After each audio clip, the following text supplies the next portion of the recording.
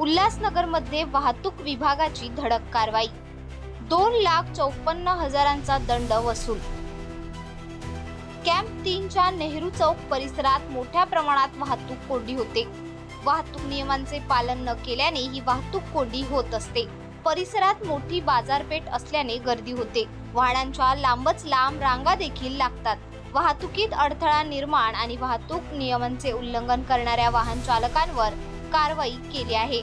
दरम्यान उल्हासनगर वाहतूक विभागाने तब्बल 242 वाहनांवर कारवाई करत 2,54,000चा दंड वसूल केला आहे। आगामी सण उत्सवाच्या पार्श्वभूमीवर अशीच कारवाई सुरू राहणार असल्याची माहिती वाहतूक विभागाचे वरिष्ठ पोलीस निरीक्षक राजेंद्र शिरसाट यांनी दिली आहे। Without helmet, seat belt, without seat belt वगैरे या केसेस करीत असतो आम्ही दररोज। काल आमच्या जवळजवळ 242 केसेस झालेले आहेत आणि एकूण 2,54,750 रुपयाचा दंड वसूल झालेला आहे एका दिवसातच। जवळजवळ 242 केसेस एका दिवसात। आमच्या मार्फतीने आम्ही खूप प्रयत्न करतोय की उल्हासनगरची वाहतूक कशी सुरळीत करता येईल।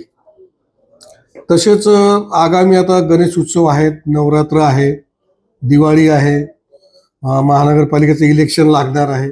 त्या अनुषंगाने बाजारामध्ये मोठ्या प्रमाणावर गर्दी होणार आहे। भाविकांची गर्दी होणार गणेश उत्सव बघायला। नवरात्रामध्ये गणेश उत्सव, नवरात्र या उत्सवांमध्ये मोठ्या प्रमाणावर महिला भगिनी बाहेर येतात व देवा दर्शनासाठी असतात।